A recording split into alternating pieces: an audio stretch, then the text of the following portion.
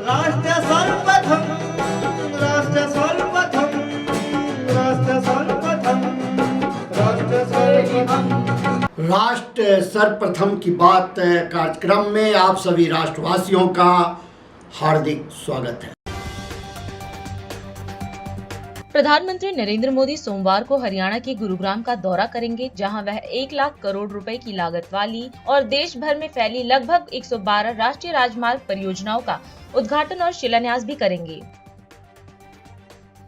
उत्तर प्रदेश के मुख्यमंत्री योगी आदित्यनाथ ने कहा कि प्रधानमंत्री नरेंद्र मोदी के मार्गदर्शन और कुशल नेतृत्व के कारण आजमगढ़ को पुरातन पहचान मिली है।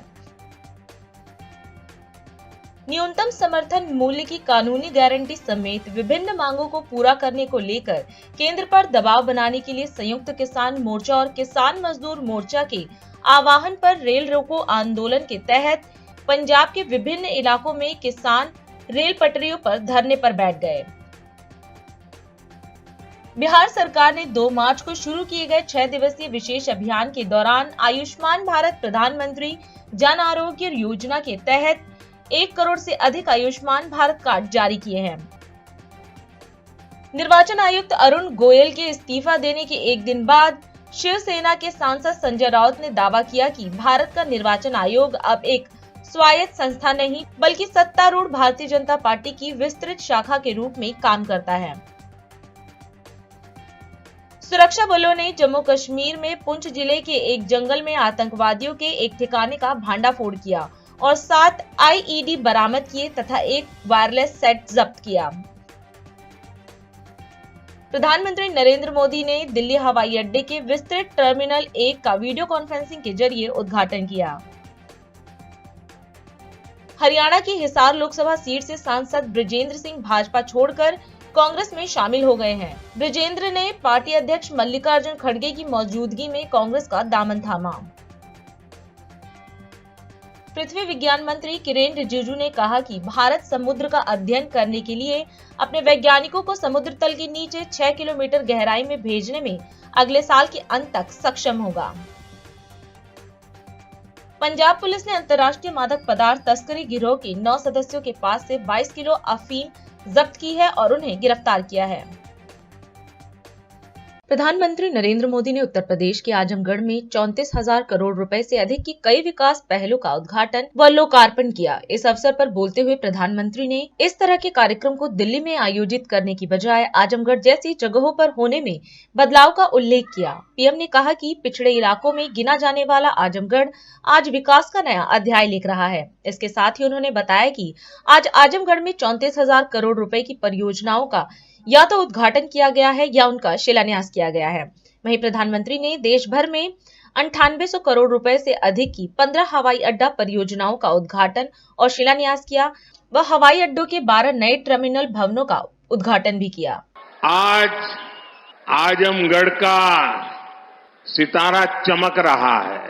एक जमाना था जब दिल्ली से कोई कार्यक्रम हो और देश के अन्य राज्य उसके साथ जुड़ते थे। आज आजमगढ़ में कार्यक्रम हो रहा है और देश के अलग अलग कोने से हजारों लोग हमारे साथ जुड़े हुए हैं। जो हजारों लोग जुड़े हैं, मैं उन सब का भी स्वागत करता हूं, अभिनंदन करता हूं। साथियों, आज केवल आजमगढ़ ही नहीं बल्कि पूरे देश के विकास के लिए कई विकास परियोजनाओं का यहां से शुभारंभ हो रहा है। जिस आजमगढ़ को देश के पिछड़े इलाकों में गिनते थे, आज वही देश के लिए विकास का नया अध्याय लिख रहा है। आज आजमगढ़ से कई राज्यों में करीब 34,000 करोड़ रुपए के प्रोजेक्ट उसका लोकार्पण और शिलान्यास हुआ है। आजमगढ़ के साथ साथ श्रावस्ती, मुरादाबाद, चित्रकूट, अलीगढ़, जबलपुर, ग्वालियर, लखनऊ, पुणे, कोल्हापुर, दिल्ली और आदमपुर, इतने सारे एयरपोर्ट्स पर नए टर्मिनल भवन का उद्घाटन हुआ है और इन टर्मिनल्स के लिए कितनी तेजी से काम हुआ है, इसका एक उदाहरण ग्वालियर का विजया राजे सिंधिया एयरपोर्ट भी है। ये एयरपोर्ट सिर्फ 16 महीने की अवधि में बनकर तैयार हो गया है। आज कडप्पा, बेलगावी और हुबली ये 3 हवाई अड्डों पर नए टर्मिनल भवनों का शिलान्यास भी किया गया है। ये सारे प्रयास देश के सामान्य मानवी के लिए हवाई जहाज की यात्रा को और ज्यादा सहज और सुलभ बनाएंगे। लेकिन साथियों, आप देखिए, पिछले कई दिनों से मेरे समय की मर्यादा के कारण मैं एक ही स्थान पर से देश के अनेकों प्रोजेक्ट का लोकार्पण कर रहा हूं। और जब लोग सुनते हैं कि देश में एक साथ इतने एयरपोर्ट, एक साथ इतने रेलवे स्टेशन, एक साथ इतने हवाई अड्डे, एक साथ इतने IIM, एक साथ इतने एम्स, लोग अचरज हो जा रहे हैं। और मुझे याद है जब 2019 के वर्ष में मैं कोई भी योजना घोषित करता था या शिलान्यास करता था तो पहला हेडलाइन यही बनता था कि देखो भाई, ये तो चुनाव है इसलिए हो रहा है। आज देश देख रहा है मोदी दूसरी मिट्टी का इंसान है। 19 में भी जो हमने शिलान्यास किए वो चुनाव के लिए नहीं किए थे। आज उसको धरातल पर उतरते हुए देख सकते हैं, उद्घाटन कर चुके हैं। और आज 24 में भी कोई मेहरबानी करके इसको चुनाव के चश्मों से न देखें।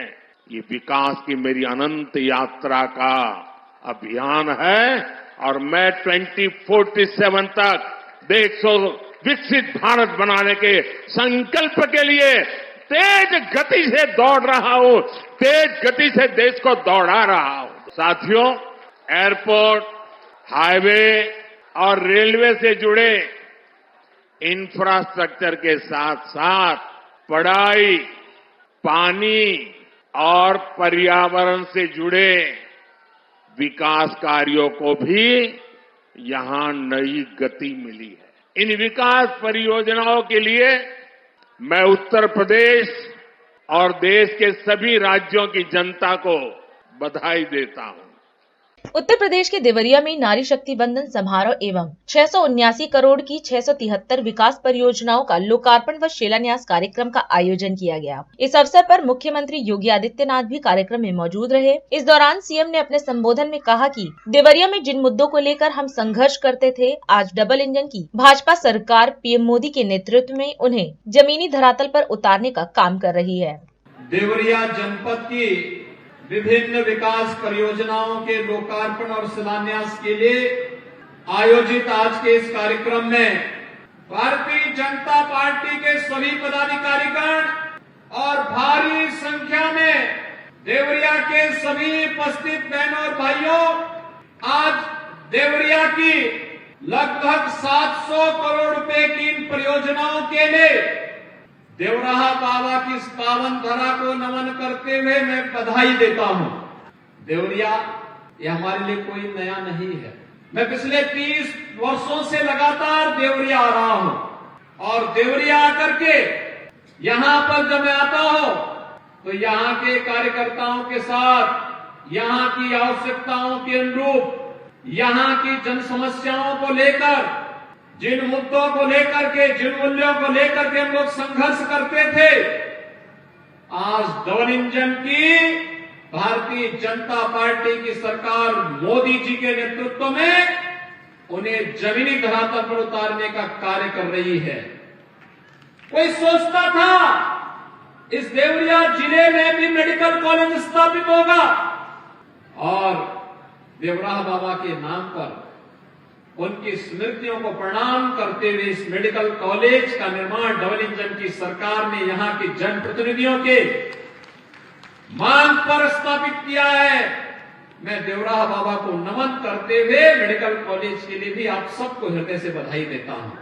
बहनों और भाइयों, यहां पर यहां की जो एक मांग है, और मैं भी बार बार कहता हूं, मेरी इच्छा भी थी कि लोकसभा चुनाव के पहले शिलान्यास करें, लेकिन न्यायालय में मामला लंबित होने के नाते हम लोग नहीं आ पा रहे, लेकिन देर सवेर करेंगे जरूर। शुगर कॉम्प्लेक्स जिसमें चीनी मिल भी होगी, डिस्टिलरी भी होगी, इथेनॉल का प्लांट भी होगा और कोजनरेशन का इलेक्ट्रिसिटी के निर्माण की कार्रवाई भी यहां पर कोजन प्लांट भी होगा। एक साथ एक कॉम्प्लेक्स यहां पर बने, इसके लिए भी हमने पैसा रखा हुआ है। जैसे ही मामला वहां से ठीक हुआ, तुरंत पैसा देवरिया आकर के निर्माण कार्य यहां प्रारंभ होगा। बहनों और भाइयों, आज देवरिया और कुशीनगर के लिए महात्मा बुद्ध के नाम पर कृषि और प्रौद्योगिकी विश्वविद्यालय का शिलान्यास होने जा रहा है। यह हमारा कृषि प्रधान क्षेत्र है। कभी देश के अंदर चीनी के कटोरे के रूप में विख्यात देवरिया और कुशीनगर जिला समय के अनुरूप सरकारों की उपेक्षा के कारण पिछड़ते गए, नेतागिरी हावी होती गई, विकास से कोसों दूर होते गए। परिणाम क्या था? परिणाम था यहां गरीबी छाती गई, चीनी मिलें बंद होती गई। पिछली सरकारों ने औने पौने दाम पर इन चीनी मिलों को बेचने का काम किया। लेकिन बहनों और भाइयों, हम कहने के लिए आए हैं, हमने पिपराइच और मुंडेरवा की चीनी मिल चला दी है। अब देवरिया के अंदर चीनी मिल चलाने के साथ साथ एक कृषि विश्वविद्यालय हमने कुशीनगर में दे दिया है। उसका एक कॉलेज भी हम लोग देवरिया के लिए स्थापित करने जा रहे हैं। बहनों और भाइयों, एक और यह कार्य हो रहा है। दूसरी तरफ आपने देखा होगा, देश के अंदर सुरक्षा और प्रदेश के अंदर कानून व्यवस्था की बेहतर स्थिति के साथ ही एक बेहतर वातावरण बनाने का कार्य और समृद्धि के लक्ष्य को आगे बढ़ाने का भी कार्य हो रहा है। आज हम सब इसीलिए आपके पास आए हैं। एक तरफ जब देश अपनी आजादी का अमृत महोत्सव मना रहा था, आजादी के अमृत महोत्सव के वर्ष पर भारत दुनिया की 5वीं बड़ी अर्थव्यवस्था बना था। प्रधानमंत्री मोदी जी को तीसरे कार्यकाल में एक अवसर दीजिए, भारत दुनिया की तीसरी बड़ी अर्थव्यवस्था बनेगा। और भारत को दुनिया की तीसरी बड़ी अर्थव्यवस्था बनने का मतलब हर व्यक्ति की आय में बढ़ोतरी होना, हर एक के जीवन में खुशहाली आना। भारत दुनिया की एक ताकत बनेगा तो कोई भारत का दुश्मन भारत की तरफ टेढ़ी नजरों से देखने का दुस्साहस नहीं कर पाएगा। और उसी नए भारत और विकसित भारत की परिकल्पना को साकार करने के लिए जन जन से एक आवाज आ रही है, और वह आवाज है फिर एक बार। मुख्य सेवक सदन देहरादून में विभिन्न विकास योजनाओं का लोकार्पण एवं शिलान्यास कार्यक्रम आयोजित किया गया। इस अवसर पर मुख्यमंत्री पुष्कर सिंह धामी भी कार्यक्रम में मौजूद रहे। सीएम धामी ने कार्यक्रम को संबोधित करते हुए कहा कि हमारी सरकार का लक्ष्य उत्तराखंड को देश का सर्वश्रेष्ठ राज्य बनाना है, जिसका असर भी देखने को मिल रहा है। उन्होंने कहा कि सरकार प्रदेश का चहुमुखी विकास सुनिश्चित करने के लिए विकल्प रहित संकल्प के मूल मंत्र के साथ काम कर रही है। आज का यह कार्यक्रम हमारी विकास नीति का एक उत्तम उदाहरण है। इसके साथ ही उन्होंने बताया कि आज 17 विभागों की लगभग 8,200 करोड़ की 122 विभिन्न योजनाओं का वर्चुअल लोकार्पण एवं शिलान्यास किया गया है। भाइयों बहनों, आप सभी जानते हैं कि हमारा लक्ष्य है देवभूमि उत्तराखंड को देश का श्रेष्ठ राज्य बनाना, और इसके लिए हम दिन रात काम कर रहे हैं, लगातार प्रयत्न कर रहे हैं। सरलीकरण, समाधान और निस्तारण जो हमने संकल्प लिया है, मंत्र लिया है, उस मंत्र को धरातल पर उतारने के लिए हमारे सरकार के लगातार इसके लिए मेहनत कर रहे हैं। एक नई कार्य संस्कृति प्रदेश के अंदर आए हैं और इसका एक सकारात्मक जो परिणाम है वह भी देखने को मिल रहा है कि प्रदेश में अब लोगों को सुविधाएं मिल रही हैं, लोगों का जीवन स्तर ऊपर उठ रहा है। आज का ये कार्यक्रम भी हमारी जो विकास की नीति है, जो हमारे काम करने की ललक है, परिश्रम करना है, ये इसका एक उदाहरण है जिसमें हम 100-200 करोड़ नहीं बल्कि 8,200 करोड़ से ज्यादा की योजनाओं का आज लोकार्पण और शिलान्यास कर रहे हैं। विभिन्न क्षेत्रों से जुड़े हुए सभी विकास काम उत्तराखंड को देश का अग्रणी राज्य बनाने में अपनी बहुत महत्वपूर्ण भूमिका निभाएंगे। और निश्चित रूप से जो हमारे प्रधानमंत्री जी ने सबसे पहले बाबा केदार की भूमि से कहा कि ये दशक उत्तराखंड का दशक होगा, 21वीं सदी का तीसरा दशक, तो उस दिशा में हमारे ये बढ़ते हुए कदम हैं।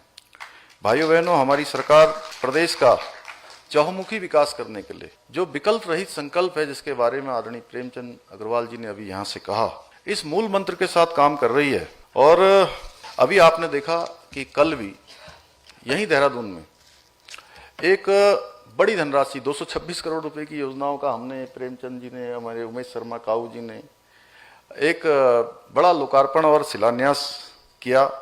अभी टनकपुर में नितिन गडकरी जी आए थे, उनके साथ 2215 करोड़ की योजनाओं का भूमि पूजन हुआ था। हरिद्वार में हम सब की उपस्थिति में, सारे विधायक, सारे आदरणीय मंत्रीगण, सभी लोग थे। उसमें लगभग 4700 करोड़ की योजनाओं का लोकार्पण व शिलान्यास हुआ था। मातृशक्ति का पिछले दिनों हरिद्वार में कार्यक्रम हुआ था 12 फरवरी को, उसमें भी 1168 करोड़ की योजनाओं का लोकार्पण शिलान्यास हुआ। चंपावत में 161 करोड़ की, अल्मोड़ा में 117 करोड़ की, पौड़ी में 828 करोड़ की और रुद्रप्रयाग में 456 करोड़ की योजनाओं का शिलान्यास हुआ। इसके अतिरिक्त पिथौरागढ़, बागेश्वर, ऊधम सिंह नगर, नैनीताल, उत्तरकाशी, टिहरी, देहरादून, सभी जगह पर अगर हम सभी जगह के जो लोकार्पण और शिलान्यास को जोड़ लें तो वो भी पिछले 2 महीने में 10,000 करोड़ के लगभग इतनी योजनाओं का लोकार्पण और शिलान्यास हुआ है। उसके बाद आज 8,000 करोड़ की धनराशि के 8,275 करोड़ की धनराशि के कार्यों के लोकार्पण और शिलान्यास कर रहे हैं। और ये सब मिलाकर 18,000 करोड़ से ज़्यादा हो गए। ये दर्शाते हैं कि हम उत्तराखंड को किस दिशा में ले जाना चाहते हैं। श्रेष्ठ राज्य बनाने के लिए हम तेजी से विकास को धरातल पर उतार रहे हैं। भाइयों बहनों, हम अभी एक साथ 2 मोर्चों पर काम कर रहे हैं। एक और हम उत्तराखंड को जैसा उत्तराखंड है उससे बेहतर बनाने के लिए काम कर रहे हैं। वहीं दूसरी ओर हम प्रदेश को भविष्य के लिए पूरी तरह से सुरक्षित, विकसित और आने वाले समय में जो हमारा इंफ्रास्ट्रक्चर होना चाहिए उस दिशा में काम कर रहे हैं। और साथ में जो हमारी मातृशक्ति है, हमारे नौजवान हैं, युवा हैं, वो सब रोजगार से जुड़ें, स्वरोजगार से जुड़ें, अन्य माध्यम से जुड़ें। इस प्रकार की योजनाओं को हम अपने नियोजन में ला रहे हैं। अगर हम आज के ही इस कार्यक्रम की बात करें तो हम सड़क, स्वास्थ्य, पेयजल, सिंचाई, आवास, ग्राम्य विकास, ऊर्जा, ऐसे कई जुड़े हुए विकास कार्यों के आज शुभारंभ कर रहे हैं ताकि हम प्रदेश का वर्तमान जो है वो बेहतर हो सके। इसमें एक बहुत महत्वपूर्ण योजना आज जो धरातल पर उतरेगी, स्मार्ट मीटर की, इसके कारण से बहुत सारा हमारा संसाधन भी बचेगा। आज मुझे विश्वास है कि जिन कार्यों का लोकार्पण शिलान्यास हमने किया है, निश्चित रूप से ये उत्तराखंड के विकास को नई उड़ान देंगे। मैं आज बहुत पुनः बधाई देता हूं और इन विकास कार्यों में अपना योगदान देने वाले हमारे सभी अधिकारी गणों को, सभी हमारे श्रमिकों को, कर्मचारियों को, उनको भी, उन सभी भाई बहनों का भी धन्यवाद देता हूं कि उनके परिश्रम से, उनकी मेहनत से ये योजनाएं धरातल पर उतरेंगी। आप सबका एक बार बहुत बहुत धन्यवाद। जय हिंद, जय भारत, जय उत्तराखंड। अभी समय है एक ब्रेक का, हम चलते हैं ब्रेक पर। आप कहीं जाए नहीं, छोटा सा break. Powered by Kamal Buildtech Private Limited, fulfilling promises. With our professional team and experience of delivering projects, in past we guarantee you peace of mind and top quality work in an affordable price. और अधिक खबरों के लिए आप हमारे YouTube channel दैनिक India दर्पण को अभी सब्सक्राइब करें और नोटिफिकेशन के लिए बेल आइकन को प्रेस करना ना भूलें। राष्ट्र सर्वप्रथम की बात कार्यक्रम में ब्रेक के बाद एक बार फिर आप सभी राष्ट्रवासियों का स्वागत है। लोकसभा चुनाव की सरगर्मियां हरियाणा में भी बढ़ने लगी हैं। इसी कड़ी में आम आदमी पार्टी के संयोजक व दिल्ली के मुख्यमंत्री अरविंद केजरीवाल ने हरियाणा के कुरुक्षेत्र से अपने चुनावी अभियान का आगाज किया। इस दौरान सीएम केजरीवाल ने अपने संबोधन में कहा कि 1 महीने बाद लोकसभा चुनाव है और इस बार हरियाणा के कुरुक्षेत्र से इंडिया गठबंधन की ओर से आप पार्टी से लोकसभा प्रत्याशी सुशील गुप्ता चुनाव लड़ेंगे। वहीं सीएम केजरीवाल ने हरियाणा की जनता से सुशील गुप्ता को वोट देने की भी अपील की। 1 महीने बाद लोकसभा का चुनाव है, किसी भी टाइम कोड लग सकता है और इस बार लोकसभा के चुनाव में कुरुक्षेत्र लोकसभा कंस्टिट्यूएंसी से इंडिया गठबंधन की तरफ से आम आदमी पार्टी के लोकसभा प्रत्याशी सुशील गुप्ता जी खड़े हो रहे हैं। मैं आपकी बात करूंगा, आपके परिवार की बात करूंगा, आपके बच्चों की बात करूंगा। अपनी सोचो, अपने घर की सोचो, देश की सोचो। तो 1 महीने बाद चुनाव है, इस चुनाव में आपको अपना सांसद चुनना है। किसे वोट दें? पिछले 10 सालों से हरियाणा में 10 लोकसभा कंस्टिट्यूएंसी हैं। पिछले 10 सालों से आप 10 की 10 सीट बीजेपी के 10 लोकसभा एमपीज को दे रहे हो, 10 बीजेपी को जिता के भेज रहे हो। मैं आपसे पूछना चाहता हूं, इन 10 लोगों ने पिछले 10 साल में आपके लिए क्या करा? पिछले साल किसानों की फसलें बर्बाद हो गई पूरे हरियाणा के अंदर, पूरे हरियाणा के किसानों में तबाही मची हुई थी, फसलें बर्बाद हो गई, बेचारा किसान लुट गया। कर्जा लेके तो बेचारा फसल उगाता है, उसका ब्याज ऊपर से देना पड़ता है। चारों तरफ किसान कह रहे थे भाई हमको मुआवजा दे दो, मुआवजा दे दो। किसी को मुआवजा नहीं दिया खट्टर सरकार ने। कहां थे तब ये 10 के 10 एमपी? किसी ने आवाज नहीं उठाई आप लोगों की। इस बार गलती मत कर देना भाई साहब, आप तो अपना सांसद बनाएंगे इस बार। ऐसा सांसद बनाना जो आपके सुख दुख में काम आए। सुशील गुप्ता को सांसद बनाओगे, कम से कम कल को धरना प्रदर्शन करने जाना, इसका घर होगा वहां पे घर जाके अपना घर समझ के वहां पे बैठ तो सकते हो।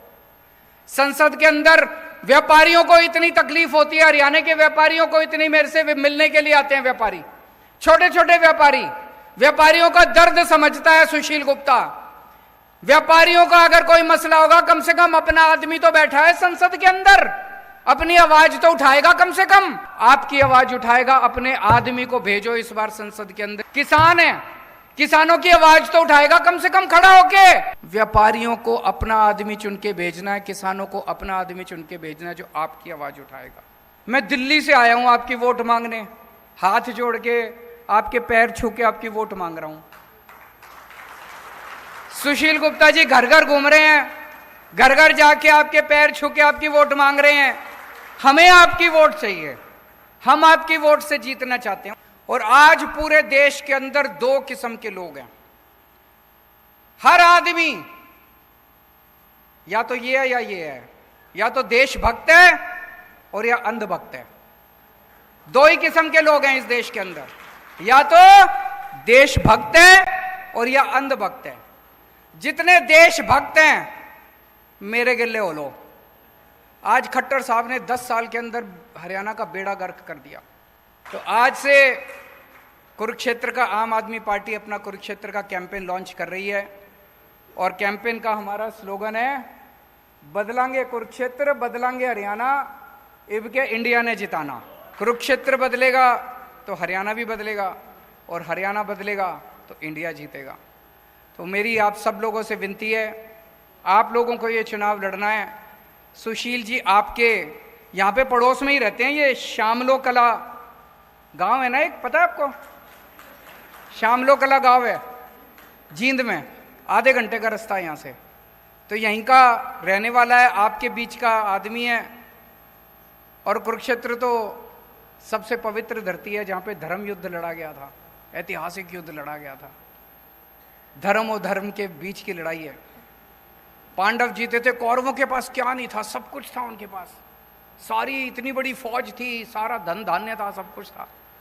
पांडवों के पास क्या था? भगवान श्री कृष्ण थे उनके साथ। आज हमारे साथ क्या है? हम भी बड़े छोटे हैं, 4 आदमी हैं हम भी, हमारे साथ क्या है? भगवान श्री कृष्ण हमारे साथ है। और ये धर्म और अधर्म की लड़ाई है।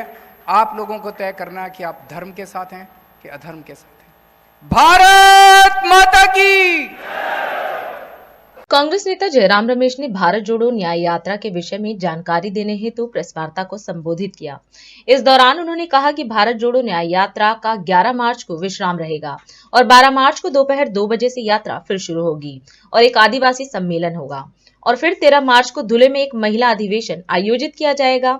जयराम ने बताया कि इस अधिवेशन को कांग्रेस अध्यक्ष मल्लिकार्जुन खड़गे और राहुल गांधी संबोधित करेंगे। मैं यही कहूंगा कि कल विश्राम का दिन है, कल भारत जोड़ो यात्रा नहीं होगा। परसों दिन यानी कि 12 तारीख को दोपहर 2 बजे से भारत जोड़ो यात्रा फिर से शुरू होगा नंदुरबार जिले में, और वहाँ एक आदिवासी सम्मेलन होगा 12 तारीख दोपहर को, और 13 तारीख को एक महिला अधिवेशन होगा जहां कांग्रेस अध्यक्ष खड़गे जी और राहुल जी दोनों संबोधित करेंगे और महिला न्याय को लेकर जो कांग्रेस पार्टी की ओर से गारंटी की घोषणा करना है वो उसी दिन उस रैली में घोषणा करेंगे। आज सुबह राहुल जी स्वराज निवास गए, जहां ये हमारे 20वीं शताब्दी के हमारे राजनीतिक इतिहास में एक मील का पत्थर है, बारदोली सत्याग्रह। और बारदोली सत्याग्रह के बाद वल्लभ भाई पटेल जी सरदार के नाम से अमर हो गए। और आज सुबह कुछ मिनटों के लिए राहुल जी स्वराज निवास गए, जिसकी स्थापना 1922 में वल्लभ भाई पटेल जी ने किया था। वहाँ स्वराज निवास देखे और हमारे लिए भारत जोड़ो न्याय यात्रा के लिए ये एक प्रेरणा का क्षण था, क्योंकि देश देख रहा है किस तरीके से किसानों पर अन्याय हो रहा है। दिल्ली के सीमाओं पर, हरियाणा दिल्ली बॉर्डर में पंजाब के किसान, हरियाणा के किसान, राजस्थान के किसान, मध्य प्रदेश के किसान, उत्तर प्रदेश के किसान सभी राज्यों से आए हैं। एक प्रधानमंत्री थे जो 1965 में देश को एक नारा दिया था, जय जवान जय किसान। और ये एक सरकार है, जय जवान नहीं जेल जवान, जय किसान नहीं जेल जवान जेल किसान। तो साथियों, भारत जोड़ो न्याय यात्रा मैं समझता हूँ गुजरात में खास तौर से हमारे संगठन के लिए एक बूस्टर डोज है। हमारे संगठन में नई जान आई है। चुनाव तो आने वाले हैं, चुनाव तो हम लड़ेंगे, चुनाव जीतेंगे, चुनाव हारेंगे, ये चलता रहेगा। पर भारत जोड़ो यात्रा और अब भारत जोड़ो न्याय यात्रा, ये एक लंबे समय तक हमें इसको बरकरार रखना है, क्योंकि ये वैचारिक यात्रा है, विचारधारा की यात्रा है। और हम मुकाबला बीजेपी के साथ चुनाव में कर रहे हैं, पर हम मुकाबला आरएसएस का विचारधारा की मैदान में कर रहे हैं। और ये विचारधारा के खिलाफ जो हम लड़ाई लड़ रहे हैं, आरएसएस विचारधारा के खिलाफ, ये 1-2 महीने में, 1-2 साल में समाप्त नहीं होगा। ये चलता रहेगा। हम चुनाव लड़ते रहेंगे, जीतेंगे हारेंगे, वो वास्तविक है। पर राहुल जी ने रास्ता दिखाया है कांग्रेस पार्टी को कि हमें हमारी विचारधारा को मजबूत करना है। हमारे संगठन में, हमारे कार्यकर्ताओं में हमारी जो विचारधारा है, हमारे जो सिद्धांत हैं, हम जिसके लिए हम मरने को तैयार हैं, उसकी जानकारी हमें जनता तक हमारे कार्यकर्ताओं के द्वारा हमें पहुंचाना है। और अधिक खबरों के लिए आप हमारे YouTube चैनल दैनिक इंडिया दर्पण को अभी सब्सक्राइब करें और नोटिफिकेशन के लिए बेल आइकन को प्रेस करना ना भूलें।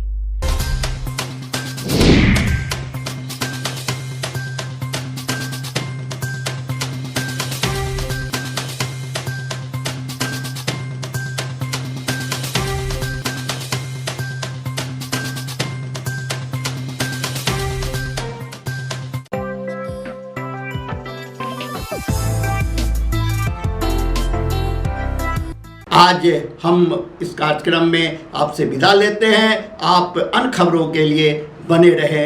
राष्ट्र सर्वप्रथम, वंदे मातरम, जाग उठा है भारत। राष्ट्र सर्वप्रथम, राष्ट्र सर्वप्रथम, राष्ट्र सर्वप्रथम, राष्ट्र सर्वप्रथम।